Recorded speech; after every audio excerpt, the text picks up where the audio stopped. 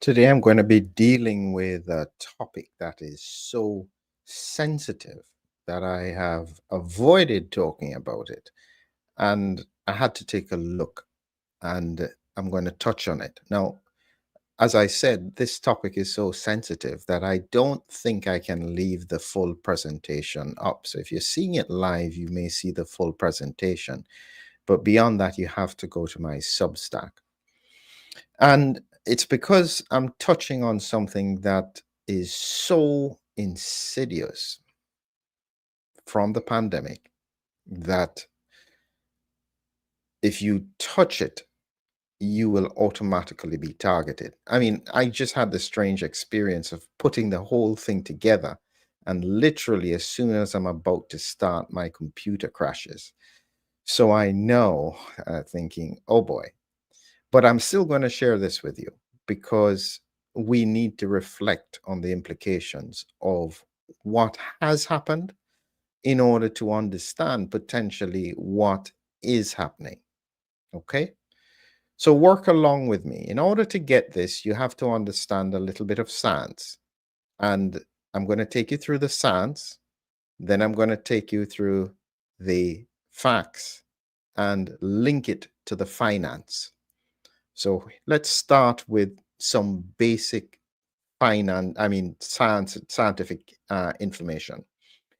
When the pandemic started in 2020, there was a very specific pattern that occurred with regards to how patients died. Okay, that's where I'm starting from, and this is really important for people to understand from the past. When we look at the timeline of COVID symptoms, the onset of symptoms here is about day 5.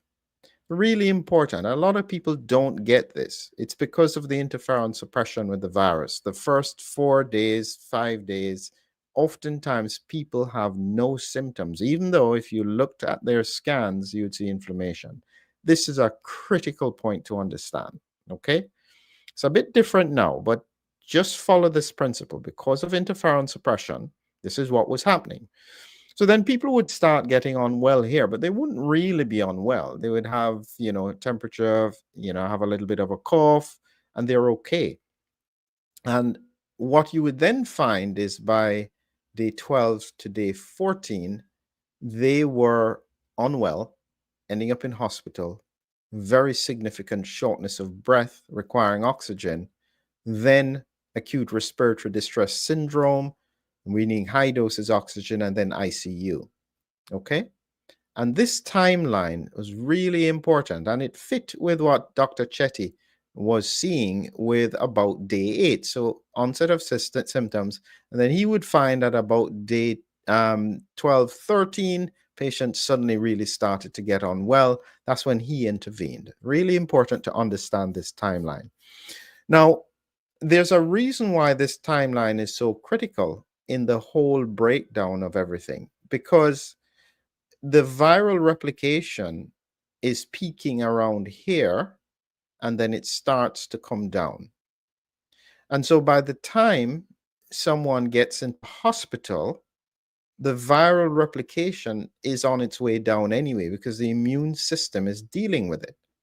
But the cause of hospital admission and the breathing problems is not directly the virus, it's the cytokine storm.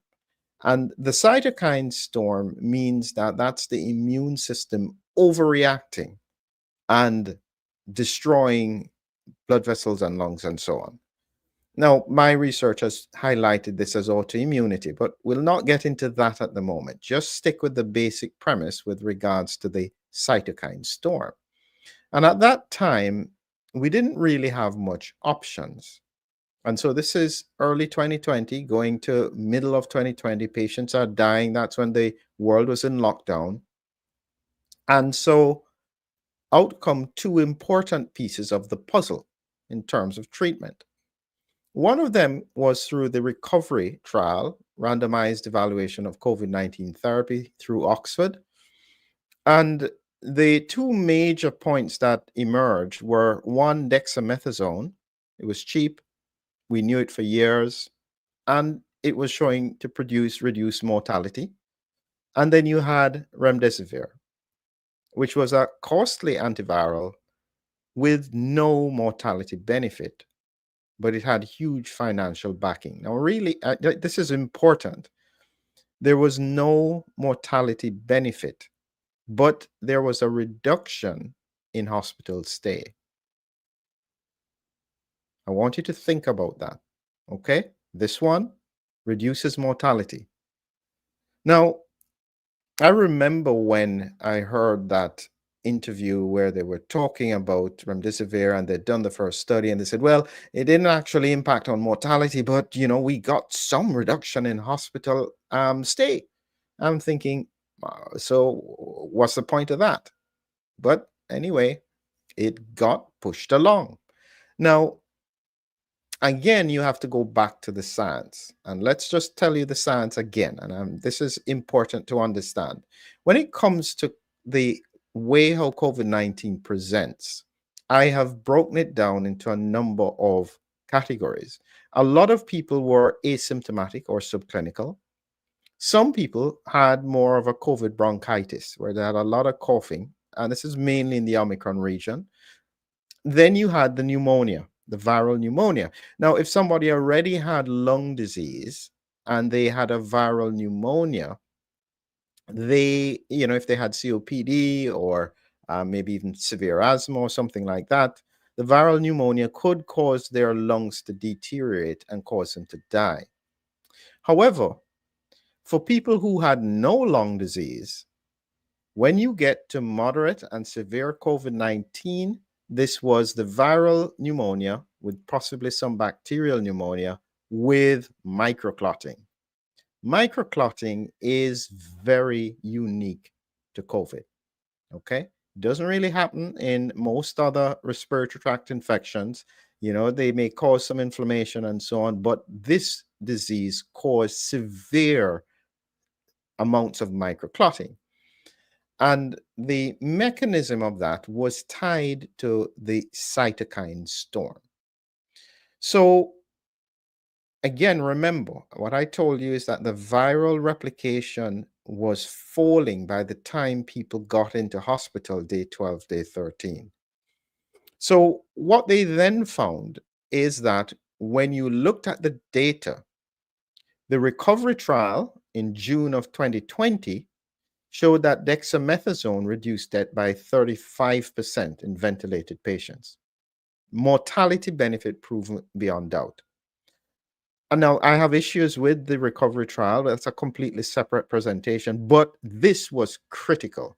And so dexamethasone went immediately within days across the whole world.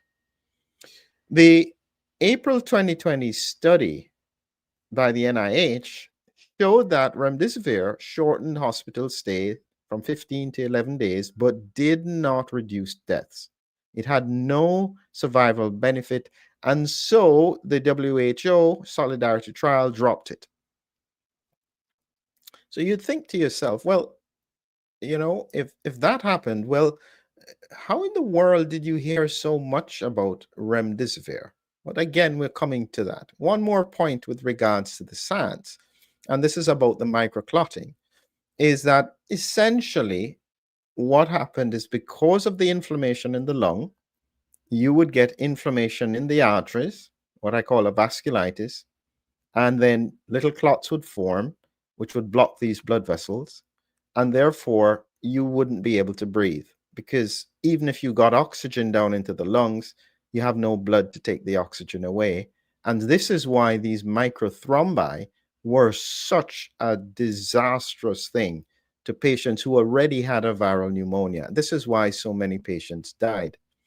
And so understanding that principle about the microthrombi, the cytokine storm, the lung vasculitis is a critical part to understanding what was going on.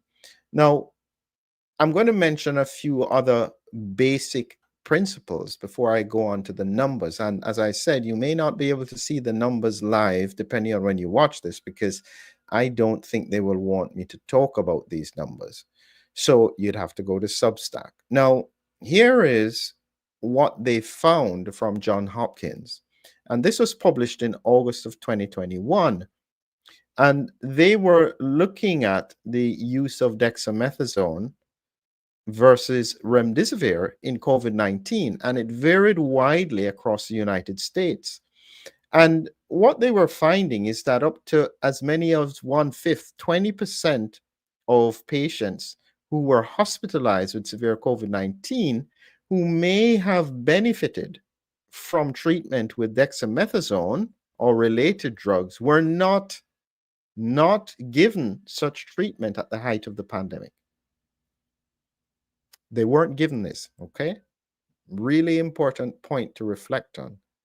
Dexamethasone, even though it was available, they were not given dexamethasone. And you would think, well, why would that be? And the study, in case anyone is interested in looking at the study, Annals of Internal Medicine, this was looking at the breakdown. They were looking at hydroxychloroquine as well, which they dropped off quite early, remdesivir, dexamethasone. I'll not go into this because they really don't like me talking about this.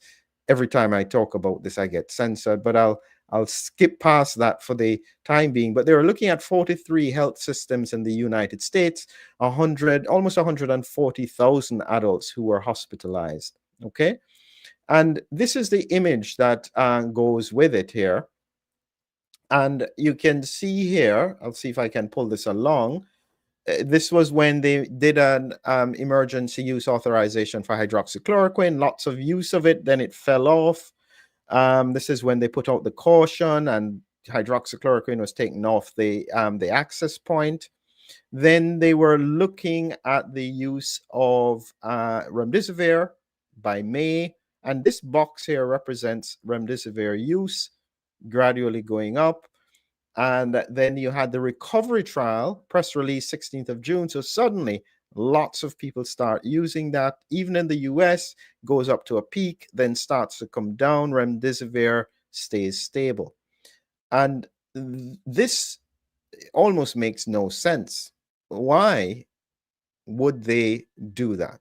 And that's really, really the question that I'm touching on. And as I said, this is a sensitive point. So I am sure that they don't want me to talk about this. Is this what is happening now? Are the same kind of people doing the same kind of thinking now? Which is why they're not interested in identifying certain conditions, looking into embalmer's clots. They're more interested in finding a way to make profit off the sickness. So I don't know what else to say. You know, we are in very difficult times. And a lot of people, sadly, are going to have to suffer before anything changes because too many people are willing to be used and abused in this way. They're not asking questions. They're not challenging. They don't care. And so don't expect anything different from a system that has already made billions off you, for which nobody seems too concerned. I suspect they will do it again. So, as I said, if you see the full presentation, great. But if I can't leave all of it up because it's too sensitive, please take a look on Substack. Have a great evening.